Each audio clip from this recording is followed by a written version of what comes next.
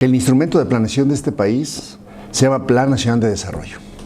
La presidenta Sheinbaum ingresó el día 1 de octubre, pero entre que triunfó en junio e ingresó en octubre, se publicaron algunos documentos de cuáles eran los pasos para mejorar la salud en México. Estuvimos entusiasmados con la nominación del doctor David Kersenovich como secretario de Salud.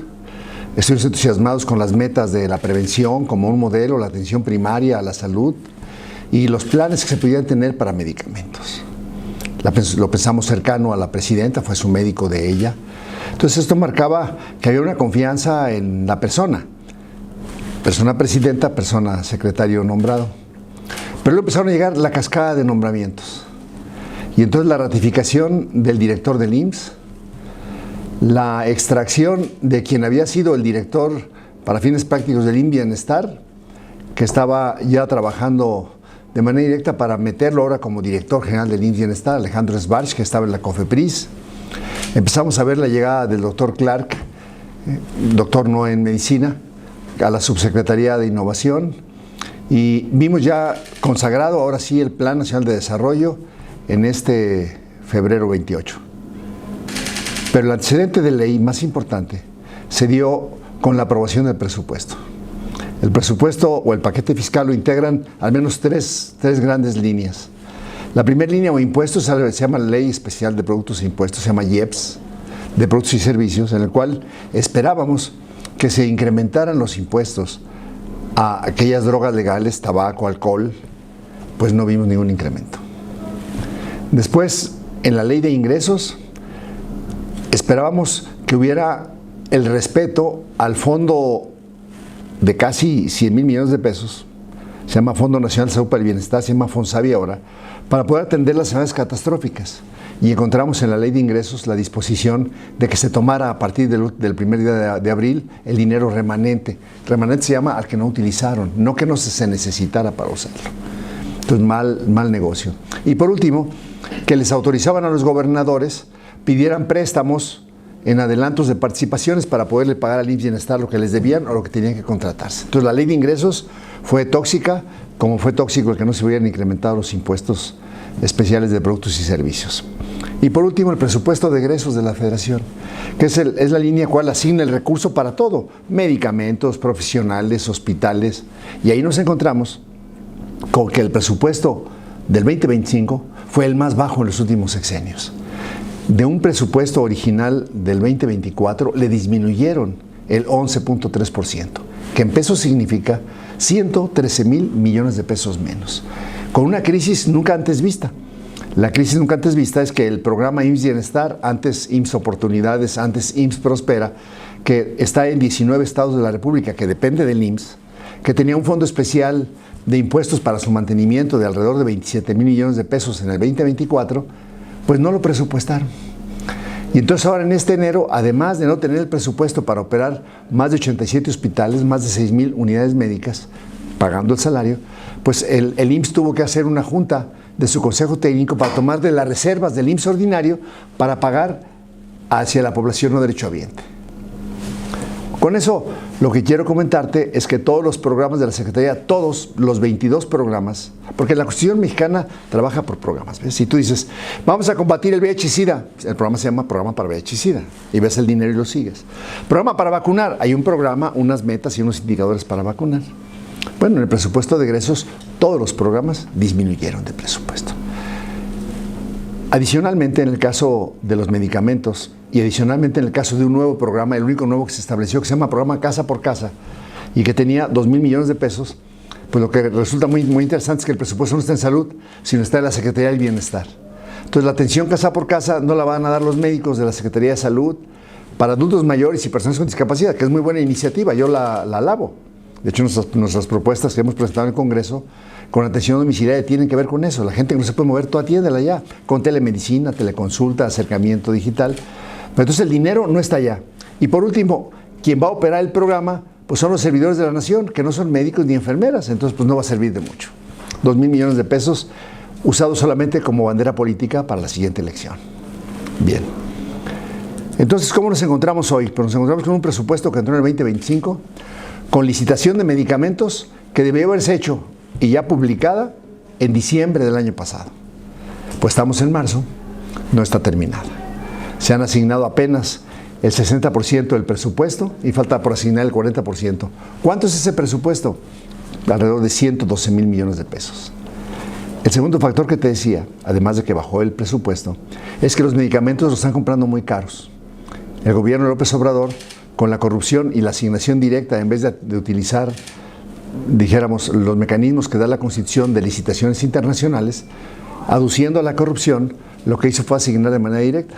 Entonces, en un sexenio, aumentó el precio promedio de 1.700 millones de piezas, o sea, muchísimas. El precio promedio, que estaba en 38, lo compraron ahora en 78. Entonces, el dinero, que es poco, con un medicamento que cuesta casi el doble, pues claramente el número de piezas de medicamentos no va a alcanzar para atender a la población no derechohabiente y derechohabiente del instituto. Cuando tú ves, y la persona que nos escucha a través de La Nación, googlea, ¿cuál es la actividad diaria del IMSS en recetas? Pues 1 millón de recetas. Entonces, es que nomás no se surtió el 13%, pues son 130,000 recetas por día. O sea, la cantidad de recetas que no se surte son muchas y que tienen un impacto de doble filo. El primero, cuando es una enfermedad crónica, imagínate una persona con diabetes que requiere tener su azúcar bajo, pues se ocupa tomar sus medicamentos mañana, tarde y noche, si es insulina o medicamentos más insulina, pues con mucha regularidad. Si no lo hace con regularidad, aumenta la probabilidad de complicaciones y de hecho estamos viendo una mayor tasa de glaucoma, una mayor tasa de retinopatía diabética, una mayor tasa de insuficiencia renal y una mayor tasa de amputaciones porque no han recibido los medicamentos. Entonces, primero la carga en la enfermedad de esa persona, lo mismo es para cáncer, que para hipertensión, que para diabetes, que para Alzheimer, que para salud mental. La cantidad de medicamentos no ha sido con la regularidad ni la calidad o el producto que se necesita. Y el segundo efecto es el efecto sobre el bolsillo. Cuando tú analizas cuánto fue el medicamento que se compró en lo público y cuánto en lo privado, se ha comprado mucho más en lo privado. La encuesta de ingreso y gasto en los hogares te señala con precisión que las personas todas han gastado mucho más de su bolsillo y los más pobres casi el doble.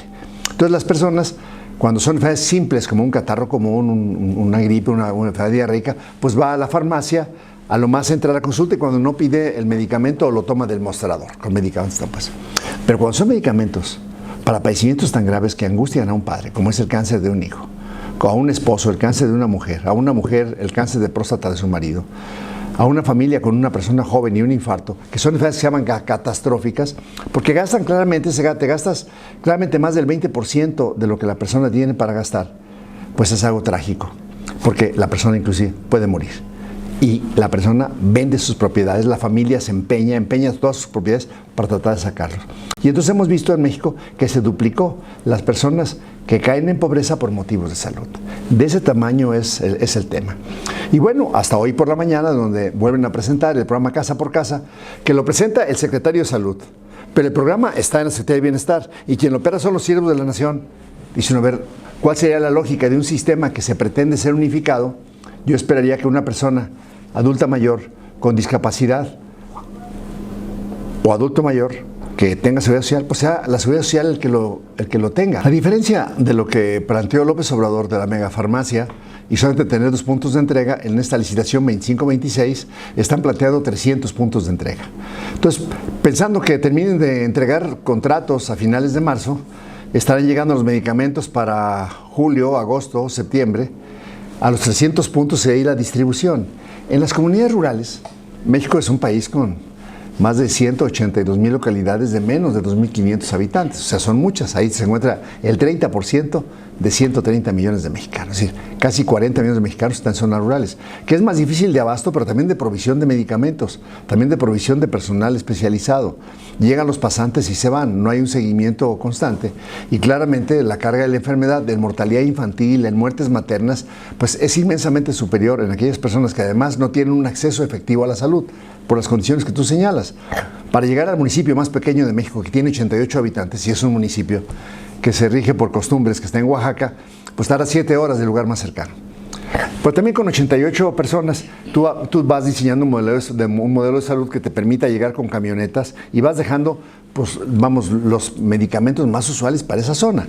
Tú estableces casas de salud donde una persona de la localidad la capacitas, la entrenas, y obviamente debe haber un mecanismo para sacar a una persona que se enferma gravemente ahí. Si se enferma ahí gravemente, pues va a morir.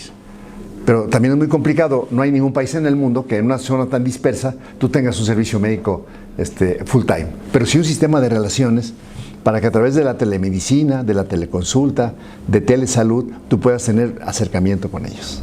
Es un tema de tipo ideológico, lo que quieren apoyar es a la isla, ¿ves? Un médico cubano, o pensando que sea médico, porque tampoco lo sabemos, porque han prohibido documentar que sean médicos especialistas. Se les da una cédula a la mejor mexicana sin tener los requisitos de ley que se le exigen a los demás médicos mexicanos, pues le pagan 100,000 pesos a Cuba y les dan una ínfima cantidad a estas personas. Entonces, mientras a un pasante en una sola localidad como estas de Oaxaca que mencionas ahorita, le pagan 3,500 pesos al mes, a un médico cubano le pagan 100,000 pesos al mes por el servicio. A lo mejor Cuba no se lo entrega al médico, ya es un tema del país. Por eso estamos denunciando, el PAN ha denunciado esta práctica como una práctica de esclavitud. En días pasados también la Unión Americana señaló que iba a suspender las visas de todos aquellos que contrataran de manera inhumana a este tipo de personajes, porque además están afectando a su propia isla.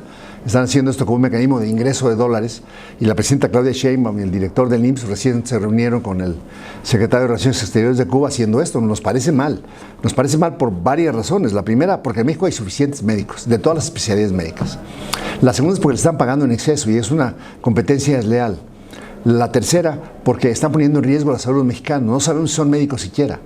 Cuarto, porque la experiencia vivida en donde ellos han estado claramente señala que no tienen las capacidades para hacerlo de manera afortunada. Y quinto y última, pues ya está en otros lugares, ya hoy sabemos ya de médicos cubanos se encuentran en clínicas del doctor Símil, por ejemplo, en el cual pues ahí estas unidades médicas aledañas a las farmacias, pues debe de verificarse el dueño de la farmacia o quien esté presente local que tenga su cédula de médico general, su certificación por el Consejo de Medicina General o la certificación por los consejos de especialidad. Entonces ya están utilizando además otros lugares, cuando en México tenemos más de 50,000 médicos que hoy no tienen empleo. A la presidenta ya le mandamos por una nota periodística que hemos publicado y con notas formales desde el Congreso que no contrate más médicos cubanos, que contrate médicos mexicanos. Ya hoy vimos que están empezando a contratar de los que están egresando, que terminaron su residencia en febrero, pero hay muchísimos miles más esperando que sean contratados. La segunda, a Acción Nacional, decirles que el gobierno de Acción Nacional, a partir del presidente Vicente Fox, hizo un esfuerzo realmente extraordinario para incorporar un dinero per cápita por cada persona para que tuviera servicios médicos conocido como Seguro Popular, que fue desmantelado por el presidente López Obrador. A la fecha, desde su desmantelamiento, la población ha caído en mayor pobreza. Guanajuato, por ejemplo, que es un estado en el cual no se ha cedido los servicios de salud al IMSS Bienestar, tiene mucho mejores servicios de salud sin desabasto de medicamentos comparado con lo que pasa en los 22 estados que tienen IMSS Bienestar. Aguascalientes es otro ejemplo de ellos y Chihuahua es otro ejemplo de ellos. O sea, en Acción Nacional tenemos claramente la visión de que la persona debe estar en el centro de las acciones y que la salud es una inversión y es un tema importantísimo de solidaridad, de subsidiariedad y de inversión para el desarrollo humano.